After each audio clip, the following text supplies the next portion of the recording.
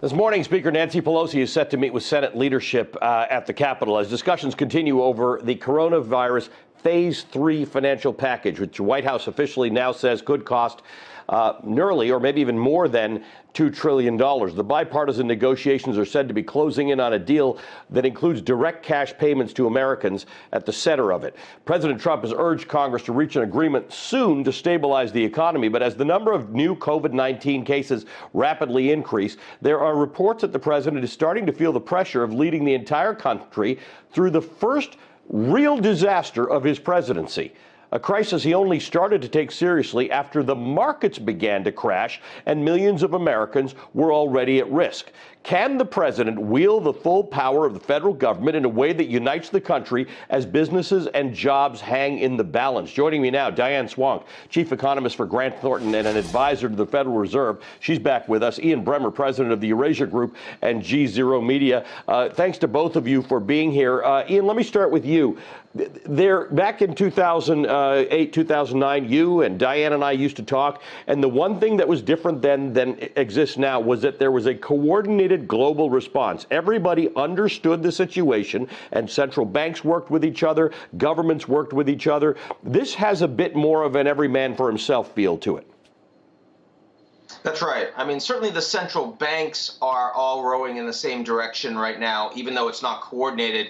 They're technocratic. They're oriented towards the same sort of solutions. But outside of that, there's no coordinate. We haven't had a G20 meeting since this all started. And of course, the 2008 financial crisis is what actually got the G20 started. There's a lot of blamesmanship happening right now between the United States and China. That's particularly concerning. The biggest change, of course, is the fact that coming out of 2008, the United States was the clear and uncontested leader economically, financially, and politically. And even though the Chinese are responsible for this initial coronavirus explosion and covering it up, nonetheless, they're much more a robust response coming out of that a month later. And the fact that they are ground zero for not just the virus, but also for all of the production of the medical equipment we need globally makes them look like the United States position back in 2008, and they feel a lot more confident than they used to.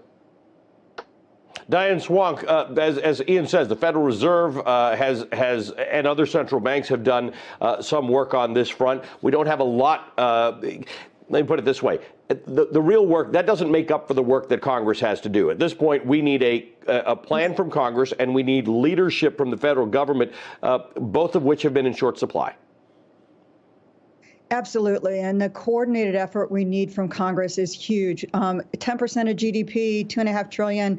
That's not a small number. Other countries have already moved on that. The fact that we're behind the curve on this is really concerning. I also, the issue on China, the medical supplies, many of the gear that we're talking about had huge tariffs on it, which curbed our supplies, our inventories of those supplies since 2018. Those tariffs were rolled back slightly on March 10th, very quietly by the administration. But these are really critical issues, is the need to coordinate not only the response to the health crisis. The governors have really been stepping up, but they're running out of money rapidly. We need a stimulus program, and I really call it a stopgap program because it's not stimulus, a stopgap program to bridge these COVID-tainted waters that really hits on all fronts. The healthcare issue first, how do we deal with the crisis? How do we get testing up? How do we get tracking up? How do we get to a place where we can better manage this? But we have to manage the emergency right now. We also have to pay people. They have to be able to buy food and shelter. This is really important. And then also the states need huge transfers, because if they do not get transfers to the states,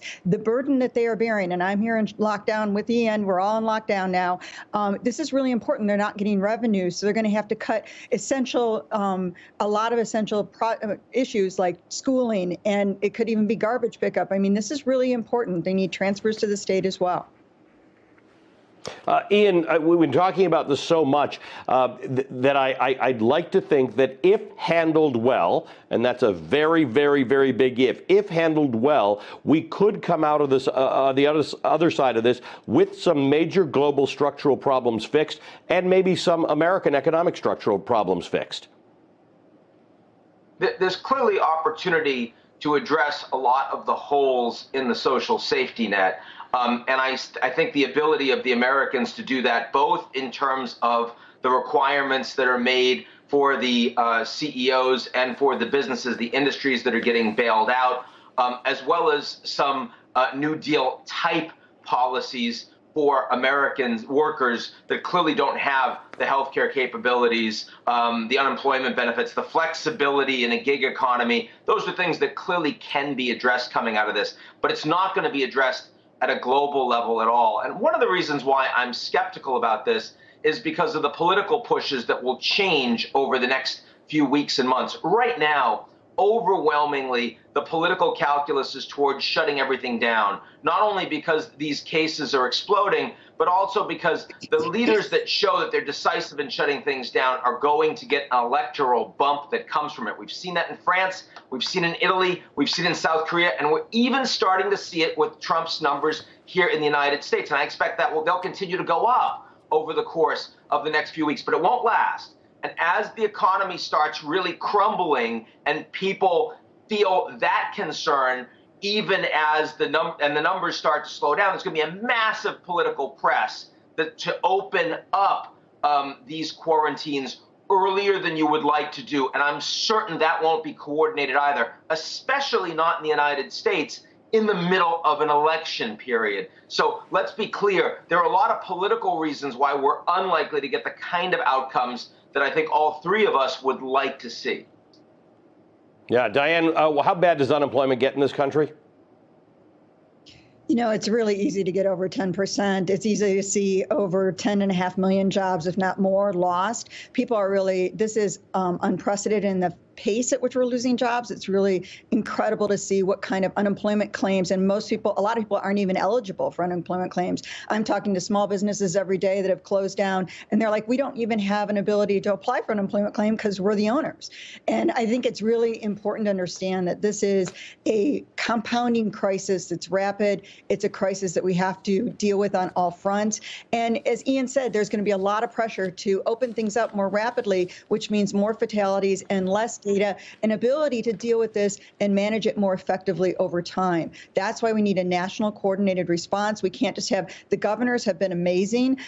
They really have stepped up and been calm and explained what's going on. But people are still thinking, even in lockdown cities where I am and where you are, that it's a couple weeks. This is not a couple weeks. It's got to be months to get through this, to not overwhelm the system even more than we already are. And I think that reality is not set in, and how we adapt to that and come out the other side and then deal with it. You know, we've got a Defense Department. We need a pandemic department. This is now something we have to actively manage the risk of and deal with in a much more productive and coordinated way. And I agree with Ian, the move is accelerating nationalism, populism, closing borders rather than increasing cooperation. And that G20 meeting back in 2008, Christine Lagarde organized that and insisted with the Bush administration that that happened when she was French finance minister. We've got no one advocating for that right now. I really agree with Ian on this.